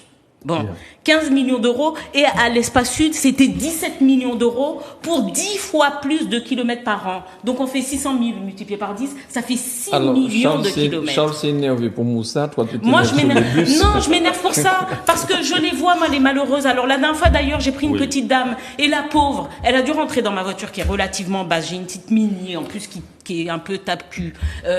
J'avais de la peine, mais elle était contente. Il pleuvait des cordes. J'ai pris un jeune homme sur la route. Il était gêné parce que il avait peur de mouiller mes sièges. D'accord ? Bon, c'est ça les réalités de la Martinique. Alors on doit respecter quand même la réalité de notre territoire et ne pas se trouver d'excuses. Il faut trouver. C'est pas des excuses, ce sont des explications. Oui, mais c'est quand même aussi des excuses. Non, c'est pas des excuses. Si, ce sont des excuses. Alors Charles, après on va changer de sujet puisque le temps passe. Le temps passe. Oui. Je rejoins la passion de Béatrice. Je reste calme cette fois-ci. Il y a effectivement une considération humaine et humaniste à avoir pour ces personnes. Mais moi aussi, j'ai pris des autostoppeurs, des personnes qui étaient en difficulté. Et il m'est arrivé effectivement de prendre une personne mouillée, trempée, qui a donc mouillé l'intérieur de ma voiture. Bon, parenthèse fermée, je ne suis pas un meilleur samaritain quiconque pour autant. Cependant, on connaît ce type de grève. Il suffit, pardonnez-moi, il suffit, je ne m'ignore pas, hein, mais la stratégie est simple. On va barrer le dépôt, ou alors le dépôt des transporteurs, ou alors le site où on approvisionne en essence, et puis on fait un barrage là, et le barrage est suffisamment efficace pour empêcher l'organisation du transport par quiconque, y compris des bonnes volontés qui souhaiteraient faire fonctionner les bus. C'est ça en fait. Et qui va donner l'ordre aux forces de l'ordre de débarrer? La réalité, c'est ça aussi. Et ce que Michel disait tout à l'heure à propos de la situation locale est vrai. Je voudrais ajouter ceci. Le financement de Martinique Transport, vous savez ce que c'est? Chiotte. C'est la taxe spéciale sur les carburants. Si Martinique Transport est obligé de payer, eh bien ça va se traduire par une augmentation du prix de l'essence. Voilà. Et on rappelle que Michel n'est Non, pas non, là. non, mais, non, je veux dire par là la complexité du problème. Non, mais c'est ce que je voulais La souligner, complexité. Michel, parce que tu n'es pas à la CTM et tu parles comme ça. Non, j'ai été à la CTM, Mais et tu je l'as parlais été. comme ça. Mais je sais bien. Oui. Je veux dire quand même que là, tu relativises. Tu ne dis pas... tu aurais pu profiter pour donner une tape à la CTM, mais tu ne le fais pas. Non, parce que ma considération, je regarde la Martinique à hauteur d'homme. Voilà. Et de femme. Belle parole. Ok. Alors, le sujet est passionnant, mais il faudrait peut-être qu'on parle de comment faire pour rester en Martinique. Comment faire rester en Martinique? Rester en Martinique pour faire des études. Quelle est l'offre de formation proposée? Alors, qui est-ce qui s'occupe de ça à la CTM, Charles? C'est toi. Oui. Tu as la bonne personne. En fait, je suis effectivement dans la commission sectorielle urgence démographique, formation, éducation, avec le président du FEAL. Et puis, donc, en tant que président de l'IMFPA, mais aussi en tant que conseiller à l'Assemblée représentant la CTM à l'université. Donc, il y a beaucoup de formations qui sont proposées. Je vais commencer très rapidement par l'université. Bien sûr. L'université, c'est quand même 13 000 étudiants sur 2 départements et 7 campus. Alors, ici, on a Shellshare et puis on a l'INSPE, l'Institut de formation des maîtres. Oui, le campus de Fort-de-France. De Fort-de-France. Exactement. Et tu signales les journées d'aujourd'hui. Alors oui, D'accord. tout à fait. Aujourd'hui et demain, voilà, Et samedi. et samedi, il y a des journées portes ouvertes qui permettent aux futurs étudiants et puis aux personnes qui sont intéressées par reprendre les études. Il y a des journées portes ouvertes qui sont organisées à dessein et qui vont renseigner donc toute personne désireuse de poursuivre des études en Martinique. Voilà. Donc, une formation riche sur laquelle je vais revenir, des programmes de recherche pluridisciplinaires avec 25 laboratoires, 2 écoles doctorales, une vie associative dynamique, et puis une ouverture à l'international avec des échanges, notamment par Erasmus, possibilité donc de participer à des stages avec des conventions, notamment pour l'University of West Indies. Donc, c'est ça. Et puis, donc, concernant les formations, alors il y a, pour les personnes qui n'ont pas le baccalauréat, possibilité de préparer ce qu'on appelle le diplôme d'accès aux études universitaires. A et B. A et B. Alors j'ai enseigné en DAEU, c'était A, parce que c'était littéraire, sciences humaines, voilà, et puis B, c'est scientifique. Tout à fait. Donc ce sont des personnes qui ont... C'est pas ce qu'on appelait auparavant la capacité. La capacité, Oui, tout c'est à fait. l'équivalent de la C'est capacité l'équivalent en droit. En droit, absolument. Ouais, d'accord. Et donc, quand on est capacitaire ou quand on est titulaire du DAEU A ou B, eh bien, ça ouvre la voie aux études universitaires. Et puis, très rapidement, on a un but, bachelor universitaire de technologie, avec beaucoup de spécialités, gestion des entreprises, carrière sociale, métiers, multimédia, etc., avec beaucoup d'options. Il y a des licences, arts et lettres, sciences humaines et sociales, droit et gestion. Il y a des diplômes d'accès aux études universitaires. Je vous ai déjà parlé de ça. Il y a aussi des licences en sciences des technologies de la santé, mathématiques, sciences de la vie et de la terre, informatique, physique, chimie. Je vais pas poursuivre parce que oui, je vais te l'envoyer. C'est très très long. Il y a aussi un cursus en médecine. Il y a des licences professionnelles. Il est complet maintenant? Ce document? Oui. Non, le cursus médecine. Non, pas Le cursus médecine, non. C'est première année seulement. Alors, oui, mais je crois que le doctorat est ouvert cette année. Donc, après le master, il y a les le pôle universitaire de santé, quand il va entrer en fonction. Abritera ces formations. Et donc, là, on aura le début donc Des médecins formés en Martinique, totalement. Parce qu'il y a effectivement des médecins qui sont installés et sur les plaques desquels il y a marqué Université des Antilles, mais ils commencent leur cursus ici et ils terminaient ailleurs. Alors donc droit, économie et gestion, sciences, technologie et santé, voilà, et puis sciences humaines. Bon, alors vous allez simplement sur Internet, vous tapez donc les formations à l'université, c'est très très complet. Alors concernant l'IMFPA, l'Institut Martiniquais de formation professionnelle des adultes, là c'est une valence beaucoup plus professionnalisante avec des formations. On a à peu près une trentaine de formations et une trentaine de filières, une centaine de formations qu'on propose. Et ce sont des formations niveau BEP jusqu'au niveau BTS. Ça concerne également pas mal de filières. Ça peut, pour les geeks, concerner l'apprentissage de la fabrication de logiciels, d'applications. Ça peut aussi concerner des métiers beaucoup plus pragmatiques tels que carreleur, mécanicien bateau, ou alors tout le tertiaire, ce qu'on appelle le tertiaire administratif, ou bien évidemment cuisine, pâtisserie, etc. Oui, vas-y, je t'en prie. Oui, je te pose une question. Il me semble que quand il n'y a pas le type de formation souhaité par quelqu'un, que ça ne peut se faire, par exemple, qu'en France, il me semble qu'il y a un système aussi d'aide avec un CTM et l'ADO. Oui, tout à fait. Bon. Et puis, on va parler du CNAM, je laisse Philippe Saint-Cyr en parler, là parce qu'il s'agit bien évidemment d'études. De notre coopération. Donc je voulais vous entendre. Le CNAM, dont je suis le président Conservatoire national. Oui. Alors, je voulais d'abord intervenir sur un point. Effectivement, l'offre de formation est très large, avec toute la faculté des sciences, la faculté de droit et d'économie, la faculté des lettres et sciences humaines. Donc, vous avez effectivement une ouverture considérable. Mais je tiens à dire que les formations qui sont développées ici, ce sont des formations, n'est-ce pas, au niveau de la qualité qui sont, n'est-ce pas, du niveau de celles que l'on rencontre sur le territoire hexagonal. Je l'affirme, je pense que Charles est un produit de la faculté des lettres. Tout à fait. Bébé, tu as fait le 3e cycle, le diplôme supérieur spécialisé. Et moi, je suis un produit. Oui, j'ai commencé mes 2 années de DUG à l'époque ici, à l'Institut Visios. J'ai continué à Bordeaux jusqu'au doctorat. J'ai commencé ma carrière universitaire à Bordeaux. J'étais assistant à Bordeaux et je suis revenu ici en tant qu'assistant et j'ai poursuivi la carrière.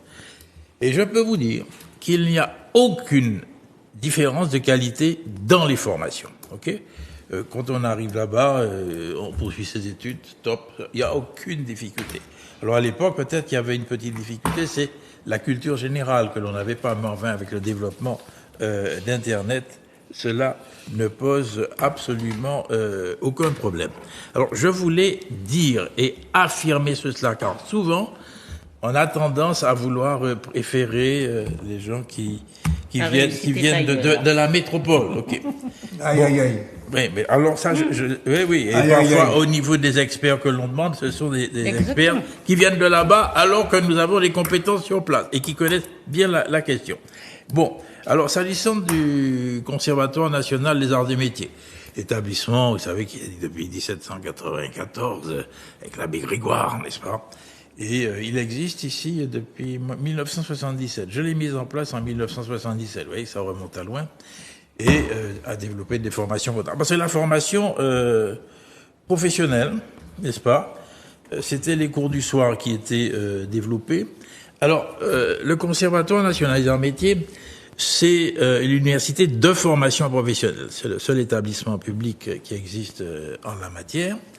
Et ils ont comment dirais-je, une formule de décentralisation qui est remarquable. Sur les territoires, il y a des centres régionaux associés, supportés par une association locale qui est chargée de conclure les contrats et trouver les subventions sur place. Et les formations sont développées à partir du Conservatoire national, établissement public, et tous les formateurs qui entrent dans ces systèmes, ce sont des formateurs qui sont labellisés aussi Conservatoire national des arts et métiers, l'établissement parisien. Et vous allez voir, je ne vais pas vous présenter toutes les formations qui sont développées parce que ce serait beaucoup trop long, mais je conçois, moi, le Conservatoire national des arts et métiers comme étant une structure qui devrait mettre en place l'université martiniquaise de formation professionnelle. Okay. Et les structures commencent à se mettre en place, notamment, nous avons un projet d'accord, n'est-ce pas, entre l'Institut martiniquais de formation professionnelle des adultes et le Conservatoire national des arts et métiers. Nous travaillons ensemble et je remets au président, n'est-ce pas, de l'Institut les éléments que nous proposons, sur lesquels nous avons discuté, nos équipes ont discuté, n'est-ce pas, longuement, et on a abouti à ce projet. Mais je précise bien que c'est un avant-projet. Absolument. Hein, et que c'est modifiable, vous pouvez amendable, revoir, etc. absolument. On se revoit, Bifable. et puis on... Qu'est-ce qu'elle a dit, la petite, là? Bifable, c'est-à-dire qu'on peut supprimer des choses. Déjà, il y a que ça, madame, non. Mais oui. Alors, Ce qui est important, ok, c'est que, et là, tu vas me corriger, c'est qu'à partir de formations technologiques et pratiques, oui, n'est-ce pas, nous mettons, avec le CAM, j'allais dire un chapeau. Une suite de cursus. C'est la suite de cursus voilà. qui peut aboutir jusqu'au doctorat. Parce que nous, Conservatoire national des arts et métiers, c'est licence, maîtrise, doctorat. Donc, les gens qui entrent ont la possibilité d'arriver jusqu'à ce niveau-là, le diplôme d'ingénieur. Ok? Donc, ça donne une possibilité énorme. Et je dois dire que ce système est très original, car nous avons inventé un système pédagogique particulier pour pouvoir passer de former ces gens-là et les former à l'université. Donc il y a un passage à faire, et je crois que nous sommes sur une excellente voie d'avenir pour notre jeunesse, car nous ne parlons pas beaucoup, hein, mais nous travaillons pour les jeunes. Et particulièrement, mais je dis dire que tout cela est possible grâce à notre émission, Le Kiosque et Zouk. Merci beaucoup, monsieur le professeur. Alors, donc, oui. juste un complément, c'est-à-dire que nous, à l'IMFPA, on a des modules, donc, avec une professionnalisation, parce que nous proposons donc des formations clés en main avec une formation diplômante et un métier. Et donc, pour favoriser donc la poursuite dans des études par le CNAM, nos équipes se sont vues pour formaliser des modules qui permettent aux personnes qui ont des qualifications pratiques et professionnelles de rentrer petit à petit dans la formation d'abstraction et j'ai envie de dire, un petit peu plus éthérée, avec davantage de savoir universitaire. Ceci, après leur formation en IMFPA, il y a un module d'environ 280 heures pour permettre par des blocs de changer j'ai envie de dire, d'apprentissage, sortir de la gestion professionnelle et puis aller dans le monde universitaire pour ensuite s'adapter et poursuivre à l'université. Donc c'est quelque chose de vraiment très innovant, effectivement. Et avec le président Saint-Cyr, on est très heureux. Alors, il s'agit de pré-projet, effectivement, d'avant-projet. Et les équipes sont en train de travailler et puis nous espérons pouvoir finaliser très prochainement. Alors, vous serez bien évidemment au courant, informé. Très bien. Ce qui serait bien, c'est qu'on fasse une émission ici plus longue pour que vous puissiez expliquer ça. Parce que là, dans le kiosque, là, c'est un petit peu... Et nous allons te faire passer l'octroi de mer aussi. On a enregistré, on va te faire passer. Pas de souci. Oui, ça y est, c'est enregistré. Alors, nous avons terminé. Mais je voudrais quand même vous montrer... Pardon? Ah non. Ça passe vite. Je voudrais quand même vous montrer... Tu veux encore continuer? Je vais vous montrer... Parce qu'on a d'autres choses à dire. Vas-y. Je voulais vous montrer juste un ticket. Un ticket. Et on va essayer de vous expliquer rapidement ce que c'est, parce qu'on ne pourra pas très bien. Alors, c'est moi qui l'ai proposé. Hein. Oui. Donc, quand j'étais au salon d'hiver de la formation professionnelle des adultes, j'ai été dans un U Oui. Un petit supermarché utile. Et j'ai acheté 2 bouteilles d'eau minérale. Ces 2 bouteilles d'eau minérale m'ont coûté 44 centimes d'euros. C'est-à-dire que la bouteille d'eau minérale, c'était 22 centimes d'euros. Cristalline. Alors, cristalline. Pour ne pas citer. Premier élément. Donc, 22 centimes d'euros le litre sec. Le commerçant fait son bénéfice à 22 centimes d'euros. 1,5 litre. 1,5 litre, une grosse bouteille, 22 centimes d'euros. Et en plus, c'était à Cannes. Et j'étais à Cannes, alors voilà, c'est ça que elle a toujours l'œil. Non mais c'est ça, j'étais à Cannes, ville chère, c'était un petit libre-service, et à 22 centimes d'euros, le commerçant gagnait sa vie. Et quand on parle de cherté de la vie, je voulais témoigner du fait que parce que quand je suis rentré, j'ai demandé 2 bouteilles d'eau, j'y suis allé, j'y suis allé avec un billet de 5 euros. Bah oui. Et quand il m'a donné, il m'a dit 44 centimes. Enfin, il m'a donné plein de monnaie, j'étais très embarrassé. J'ai vu dans ma poche, j'avais la petite monnaie. Jamais je ne pensais. Donc, très franchement, s'il n'y a pas, alors c'est une bouteille à la mer, hein. Non, mais tu abordes le sujet de la Voilà. cherté de la S'il vie. n'y a pas possibilité, parce que nous, tant qu'on va boire l'eau polluée par la chlordécone là, on aura la molécule dans le sang. Mais n'y a-t-il pas possibilité pour les Martiniquais d'obtenir, notamment pour les plus modestes en tout cas, d'obtenir une aide de l'État, parce que c'est l'État qui est responsable de ça, une aide de manière à pouvoir consommer de l'eau, 22 centimes. 22 centimes La d'euros. bouteille et demie. Voilà. 22 centimes litre. transportés avec la marge du commerçant, Dédouané. stocké, Et à Cannes. TVA et à Octroi de Cannes. mer dedans, avec l'octroi de mer. TVA, parce que c'est en. Mais à Cannes. c'est un TVA, ouais. Et je n'ai pas encore poussé la curiosité à aller voir combien coûte 1,5 litre de cristalline. Porte-nous Ici. porte-nous le ticket. Ah, je vais te porter le ticket, absolument. Enfin, de toute façon, là, on meurt, suppose. Mais non, mais on meurt sous. On n'a pas traité ce sujet-là. C'est un sujet quand même important sur la sûreté. Qui de la est-ce vie. qui parle tout le temps? C'est Mais eux oui, qui- mais c'est eux. mais ça va devenir infernal avec madame la première secrétaire fédérale du Alors Parti là- socialiste. Alors là- Élu aussi brillamment. Et moi, j'ai respecté le sommaire de Manuela. Pas totalement. Non, pas totalement, parce que c'est une question de bien temps. sûr, bien sûr. Voilà. Ouais. Voilà. Qui parle beaucoup? Eux. Ah, Ouais, qui c'est parle ça. beaucoup mais oui, c'est ça. En tous les cas, merci beaucoup à tous les 4. hein. Comme d'habitude, je voulais que Michel nous parle du conseil municipal, comment la capitale de la Martinique se porte. Rapidement. En 2 mots, la capitale de la Martinique est sous la quasi-tutelle du quorum.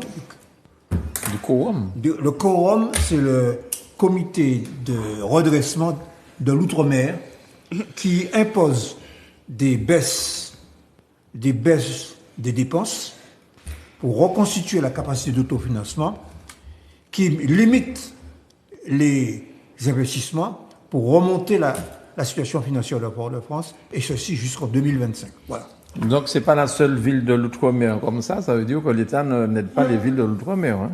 Ben, On peut penser ça comme ça aussi. non, il y a quelques villes qui sont aidées. Il y a, à Martinique, il y a Saint-Pierre.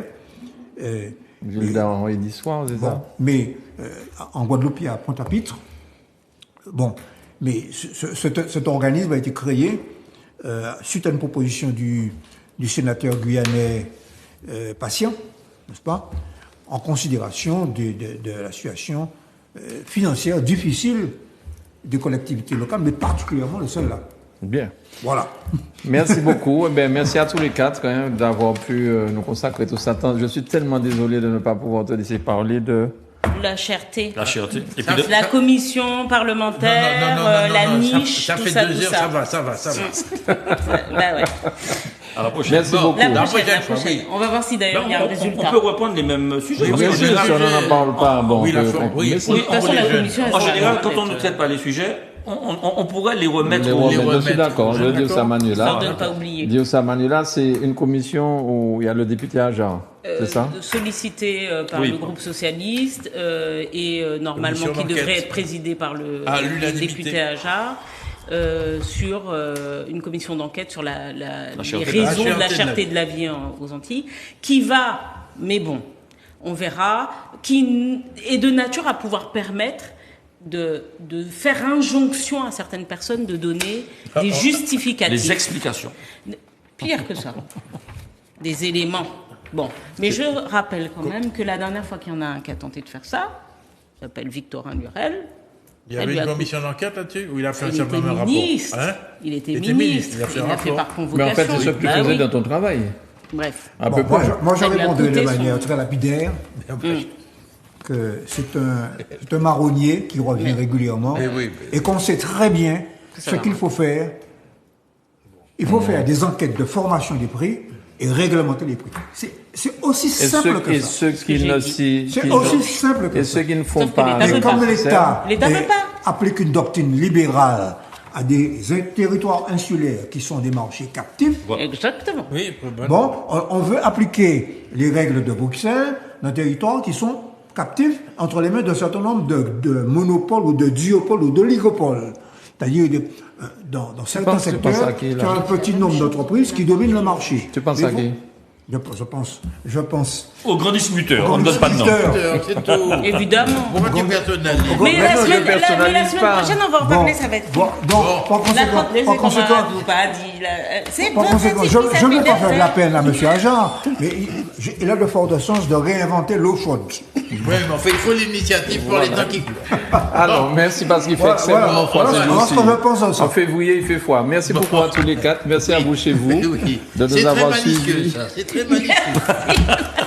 Merci aux techniciens dans le Merci, nodal. Mano. Et puis, merci à la seule femme du plateau qui a été élue avec un score communiste, tout en étant social. Ouais, Soviétique, non, soviétique, messieurs, non, je me porte en faux.